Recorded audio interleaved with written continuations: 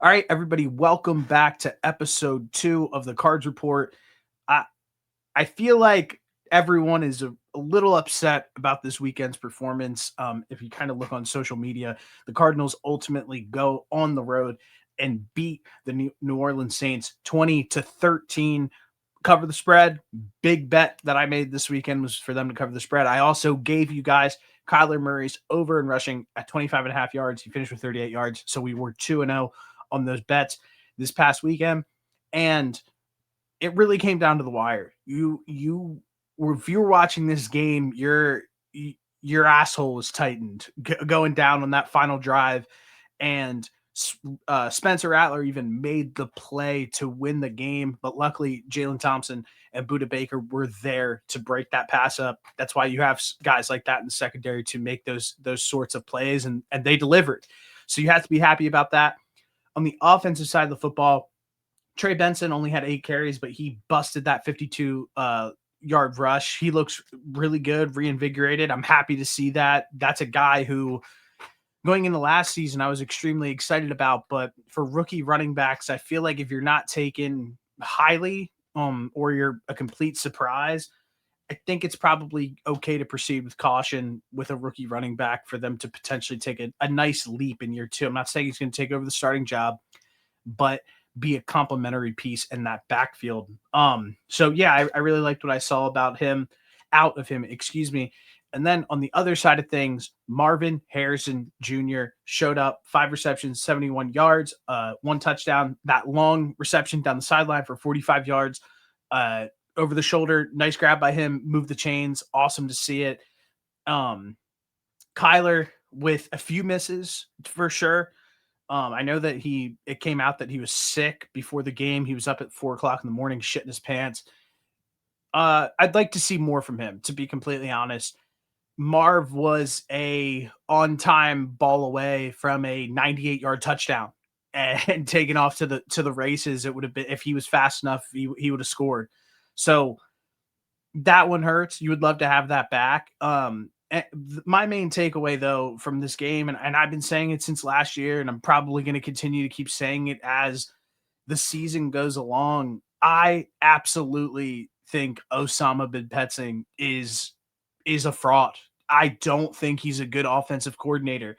There are multiple times where the first critique that I have of him is overlapping route concepts where every wide receiver on the field seems to be at the same place and not allowing them to work in different areas of the field. That drives me insane.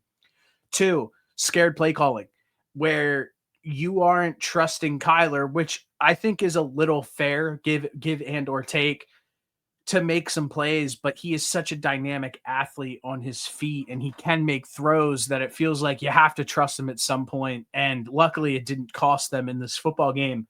But the screen passes, like, that's like the Philadelphia Eagles shit. When you're watching the Philadelphia Eagles and their offense is just a brutal watch and you're about to fall asleep, it's like the Philadelphia Eagles shit when they're running those boundary screens out on the edge, and it's just, it's not fooling anybody. Those plays don't work. If you're trying to set up a deep shot, I would prefer to do that within the run game. You have James Conner, who's a very talented running back. You have Trey Benson. You have Kyler Murray, who are all talented on their feet. Something that is another takeaway from this game is I need to see more out of the offensive line. That worried me slightly, and we need to figure that out if we want to go ahead and win double-digit games this season. You need more out of the offensive line. I have one thing I want to say, and then I want to give an MVP for this entire weekend. The New Orleans Saints are going to shock a lot of people this season. I'm shocked. I was actually blown away watching them on defense and on offense. I thought their defense looks pretty good. They were able to get to the passer a good amount. Cam Jordan, obviously, but still, they looked pretty decent. And then from the offensive side of the football, Spencer Rattler was so quick and decisive with his decision making. It allowed this offense and this team to have some life, to breathe a little bit. Obviously, Juwan Johnson had a good game. Chris Olave had his targets and did his thing. But I thought that I was pretty blown away with what their defense looked like and what their offense looked like because of Spencer Rattler. And I will say that I'm keeping an eye on the New Orleans Saints. I actually think that they have a pretty good chance. I was going to say it when I came on here before the week when I was prepping, doing the episode with Noah, that I thought that it would probably be a situation where the New Orleans Saints could beat the 49ers. And that was when Brock Purdy was healthy. I was going to say that. Now with Brock Purdy's health in question for the next few weeks, I definitely think that they're a live dog this week against the 49ers, which would be a massive loss for them in the division, and the Cardinals to allow themselves to kind of have a little bit of breathing room if they're able to catch this win. So just a few things. My team MVP this weekend, he's as advertised. I know you guys saw the PFF stats. I'm not going to say any of that. Like, I can regurgitate all of that. Will Johnson is a dude, plain, flat, and simple. One, they took away his interception from him because of some illegal touching on some bullshit back on the other side of the field with Max Melton. Took away his first career interception. I thought that was BS. I love to see that, though, out of Will Johnson. And then he just took away players every time he was lined up on them. And then, of course, I'm sure everybody got fired up when they saw it, but him absolutely blowing up Chris Olave on that screen and just planting him into the dirt. The dude's a dog. That's all you can ask for.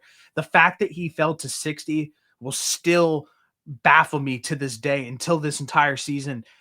When me and Noah were putting out this year's preview for the entire NFL, when we did the NFL landscape, Noah actually said Will Johnson, rookie defensive player of the year. And I was like, I don't know. Like, it's just not I don't know if that's a good bet. His odds are already shrinking by the day. I think that there's a real opportunity. He's going to be a massive difference maker on this Arizona Cardinals defense. And I think they're going to win a decent amount of games to be able to do so. So shout out to Will Johnson for his performance this past weekend. But still, a lot to improve on with this team, but ultimately you go on the road week 1 of the season, time change, across the country, you go and you pick up a victory on the road against a team who I think is going to surprise some people this year about how good they are. And that's all you can ask for about the Cardinals. That was a classic spot for the Cardinals to go and drop that game. Not only did they win, they covered the spread, which is also a massive deal in my opinion as well. So let's get into week 2 here, because the Cardinals are officially at home. They're opening up the season with the Carolina Panthers. They are 6.5-point favorites again at home. The over-under is sitting at 44.5. My initial gut feeling on this game, and it's not being a homer, it's not being anything, the Panthers are bad.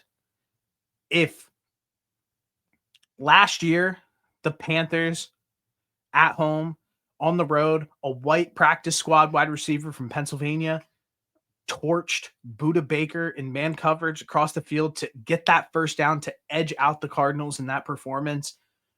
I mean, that was this game that did end the Cardinals last season, that prevented them from getting to double-digit victories, to having a shot to make the playoffs. And I think for revenge is on their minds. So I think that for a lot of people, they're going to look at that week 1 performance against the Saints and be at pause a little bit of like what this Cardinals football team is. I am not at pause of what this Cardinals football team is right now. I like them to go out and cover this spread. I like them to go out and win this game. I like them to go out and show an offense where I think that the matchup to watch, obviously, is J.C. Horn on Marvin Harrison Jr., but we have more than capable players across the board to go out and make plays. And I think that the first thing that we're going to watch happen this week is the run game is going to be established greatly. I love James Conner's over in rushing. I haven't even looked at what it is yet. I will tell you right now. But that is something that I am going to – their rushing props are currently not up, but keep an eye on that. Last week it was 72.5. He obviously went under that. I think that total is going to probably come back closer to 70. I love the over on that and James Conner to have a bounce back week. I love the Cardinals to go out and win this football game. If not, we're in panic mode. The Cardinals are in panic mode. These are games that you must have at this point in the season, because you look at what's going on across this division and the way that their schedule is matching up, they go and they get the win against the Saints. Must win. You go and you beat the Panthers. That's awesome. Then you go, you're on the road against the 49ers. If you can win that game without Brock Purdy as their starting quarterback, with the corpse that they have across the board on offense, that is setting up for success, where you have a real opportunity to be 3-0 against the Seahawks team, who looked extremely clunky last week against the 49ers. And I think that it's going to take some time for them to kind of get their feet underneath them. There was a lot of turnover there last season with offensive coordinators, quarterbacks, wide receivers, the whole nine. And that defense, let's just say, does not look as advertised as everybody was excited to be, as excited as they were. So I'm at pause still with the Seattle Seahawks. I was coming into the season watching week one. I know it's only 1 week of the season. There's a lot more, but I feel a little bit validated going into that. Then you're at home versus the Titans, another game that you're going to be favored in it. You should win this game. At the Colts. The Colts obviously shocked the Miami Dolphins this past week. I'm not overreacting to that. The Dolphins are a dumpster fire this year. Then you have the Packers. So there's just a real opportunity that you can be going against. You could be going into a game against the Packers undefeated with some real momentum at home. Go and try to knock off the top dog. I absolutely love the way things are shaping out for the Arizona Cardinals. And although it was a clunky performance on offense and the defense didn't do what it was expected, they did only allow 13 points. They did go out and do their thing. They covered the spread. They won. And then let's go in at home this week against the Carolina Panthers and get the win. Like I said, over James Conner, rushing total, Cards minus 6.5. I had an amazing week gambling last week. If you guys want to join the Discord, the description is down below. Completely free, just good vibes and fun. I'm not a scammer who tries to tell people, oh, buy my picks and everything. If you guys have some picks, please give them to me as well. I love gambling. Thank you guys again for tuning in for episode 2 of the Cards Report. Hopefully next week when I come back in, we're back with some good news. Thank you.